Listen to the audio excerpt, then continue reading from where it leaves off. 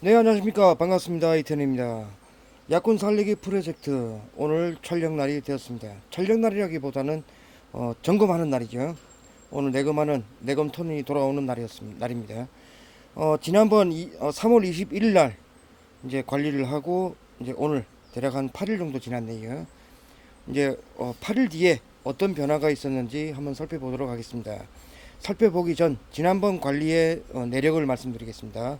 지난번 관리는 뭐 별다른 내용은 없었고 생균제 주고 그다음에 사양의 양을 당액 주는 양을 평균 400ml 주던 것을 양을 좀 줄였습니다.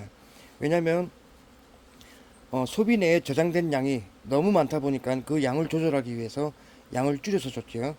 이제 오늘은 양을 더 늘려서 줘야 될지 아니면 이 상태를 유지할지 한번 살펴보겠습니다. 그리고 봉군의 자람새와 산란 상태도 한번 살펴보겠습니다.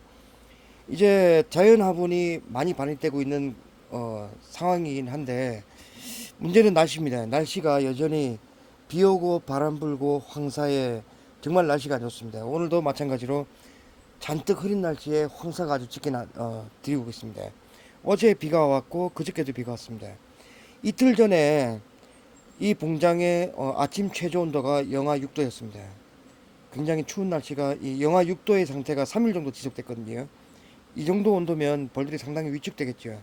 하지만 보상 심리라고 해서 어, 온도가 낮은 만큼 꽃피는 시기가 늦어지기 때문에 어떻게 보면은 뭐 어, 벌을 키우는 봉주의 마음이 급하지 벌들은 그냥 그 상황을 맞닥뜨려서 적응하고 있는 겁니다. 그래서 그 상황을 보면서 정확하게 판단을 하는 기준이 필요하겠죠. 이제 내검 시작해 보겠습니다.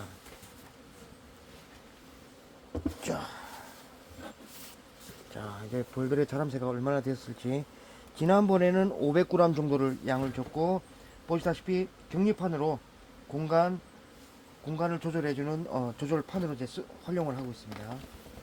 지난번에 500g을 조금 넘게 줬거든요. 근데 거의 다 8일 만에 소모를 다 시켰네요. 그러면 그만큼 산란의 면적량이라든가 여러 가지 내용들이 상당히 충실하게 잘 되지 않았을까라는 판단이 듭니다. 한번 살펴보겠습니다. 이제부터는 관리에 있어서 박하사탕이나 이런 사탕 종류의 그 내용은 주지 않을 겁니다. 항상 물수건 준비해야 되고요. 손 닦으면서 해야 되겠죠. 여기는 약간의 그 락스가 좀 묻어져 있습니다. 그래서 잘못하면 벌한테 쏠 수도 있는데 항상 손을 소독한다 생각하고 하면 됩니다. 폼스틱은 새로 하나 넣어줬었는데 예, 많이 갈가냈습니다. 이제 관리하면서 제가 말씀드리겠는데 응애 방제약을 할 적에는 반드시 해야 될 게 하나 있습니다. 밀도 검사를 꼭 하셔서 방제를 할지 하지 말아야 될지를 결정하시기 바랍니다. 보통 무처리 상태에서 응애가 3마리 이상 나온다 그러면 방제가 필요하거든요. 하지만 3마리 이하 뭐 2마리 내지 1마리 정도 나왔다. 무처리 상태에서 24시간 뒤에 그 검사했을 때 그 정도 양이 나왔다면 굳이 약 처리를 빨리 애써서 하려고 안 하셔도 됩니다. 모든 것은 응애 밀도 검사를 반드시 실시를 하면서 방제약을 처리를 할지 안 할지를 결정하셨으면 합니다. 한번 살펴보겠습니다. 증소는 했었고 그리고 중소장이었죠. 그 다음에 뒤에 식량 여유 공소비 식량이 약간 들어있던 겁니다. 벌들이 또 출방을 하면서 이제 3번 소비를 메꾸기 시작했습니다. 벌이 꽤 많거든요. 산란이 들어갔을 확률이 있을 것 같습니다. 보시면 중앙에 반짝반짝 빛나거든요. 이게 뭐냐면 2번에 있던 식량과 1번에 있던 식량을 3번으로 다 이제 뒤로 빼낸 거죠, 이제. 그래서 점일이 된 모양새가 보입니다. 그러면 이제 1번과 2번 장은 보나마나 산란 내용이 꽉 들어찼다는 얘기입니다, 이제. 한번 살펴보겠습니다. 중소에 있던 2번 소비 어떤 모양새가 되어 있는지. 중소한 2번이 이제 거의 전면 산란으로 봉산이 되어 가고 있습니다. 보시면 여기 여왕벌 지금 산란 거의 귀퉁이까지 지금 나가고 있죠. 여왕벌이 이 자리에 위치하고 있다는 얘기는 전면 산란이 들어가고 있다는 얘기입니다. 그러면 내용은 보나마나지요. 예. 그러면 뒷면 소비 한번 보겠습니다. 살랑 꽉 들어찼거든요. 아주 건강하게 육아가 되고 있고 젖주는 상태도 매우 좋습니다. 양이 풍부하게 잘 들어가고 있고 일벌도 큰 무리 없이 아주 편안하게 산란을 육아를 하고 있습니다. 자, 처음에 이 벌이 과연 될까 안 될까를 걱정했던 벌이 이 정도까지 성장을 했습니다.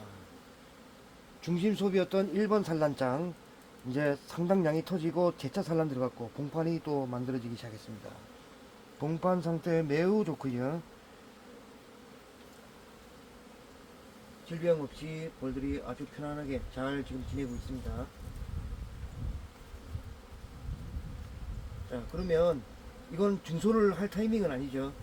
이제 일종의 3번 소비가 가증소된 형태가 되는 건데 증소를 해도 관계는 없을 겁니다. 벌 양이 이제 받쳐줄 만큼 되었기 때문에. 그리고 벌통의 특성상 증소를 해도 무리 없이 산란을 해 나갈 겁니다. 하지만 임해에서 묶어놓은 상태에서 임해 전체가 산란 내용이 다 찼다. 그러면 3매를 넘겨서 증소를 해도 되겠지만 그냥 놔두겠습니다. 만약에 지네들이 자신 있으면 넘어가서 산란을 할 거기 때문에 손해 볼 건 없습니다. 여왕벌 산란 순환에 대해서 말씀을 한번 드려보겠습니다. 소비 3장의 산란 순환을 하는 것이 빠르겠습니까? 2장이 빠르겠습니까? 2장이 훨씬 빠릅니다. 2장이 전면 산란 들어가며 육아의 부담도 줄어들 뿐만 아니라 3번까지 증소를 시켜서 무리하게 산란을 받아내면 벌들은 육아 부담이 굉장히 커집니다. 그러면 급수 때문에 나가야 되는 벌도 많아지고 또 부담이 굉장히 커지죠.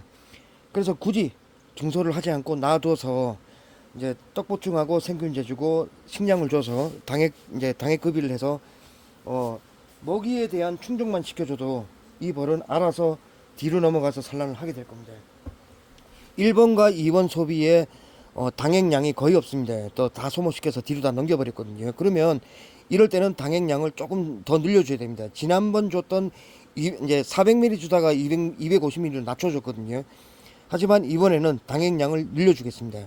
3번의 식량 저장을 충족시켜주고 봉군의 활성도를 더 끌어올리기 위해서는 지금 식량량으로는 좀 부족합니다. 그래서 당액량을 좀 늘려주도록 하겠습니다. 그러면 더 이상 할 일이 없지요. 그러면 증소 없이 3번 증소를 무리하게 하지 않고 그냥 놔두겠습니다. 그리고 마찬가지로 공간 조절하는 뒷격리판은 요 정도 선에서 놔두고 이제 떡 보충하겠습니다. 떡 보충하는 팁을 하나 드릴게요. 자, 보시면 그냥 그대로 바늘 끊어줍니다. 이제부터는 비닐 전체를 벗길 필요 없습니다.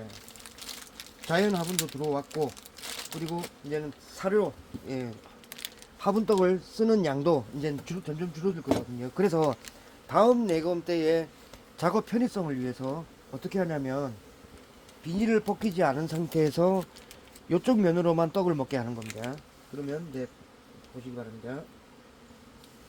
자, 얹어주고 격리판 중간에 얹어주겠습니다. 그러면은 벌들이 1번 장과 2번 장에 있는 벌들이 충분히 와서 넘어가서 마음껏 먹을 수 있거든요.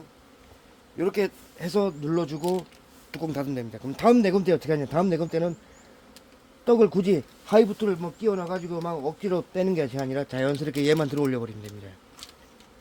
이해가 되셨는지 모르겠네요. 네, 이렇게 하면 됩니다. 잘 놔주고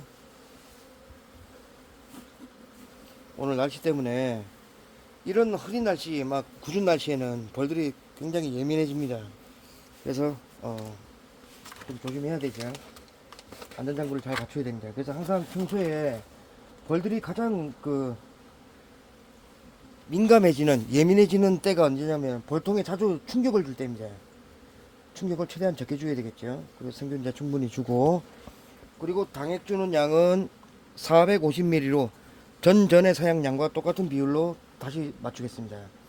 이렇게 사용을 하시면 불필요하게 많이 사용을 해서 헛집 달고 불필요한 식량으로 인해서 산란 압박을 받는 것보다는 이렇게 계획을 세워서 계획적인 당액량을 조절해 주시면 설탕값 엄청 비싸지 않습니까? 설탕값도 절약되고 전략형 관리가 가능해지죠. 자, 이제 관리가 끝났습니다. 이제 7일에서 8일 뒤에 다시 한번 빠르면 6일이 될 수도 있습니다. 이 벌 봉분의 상황이 앞으로 5일 뒤부터는 아주 절정으로 갈 것 같은 느낌이 들거든요. 그래서 그거는 나중에 상황을 보고 다시 점검해 보도록 하겠습니다. 이상 마치겠습니다. 감사합니다.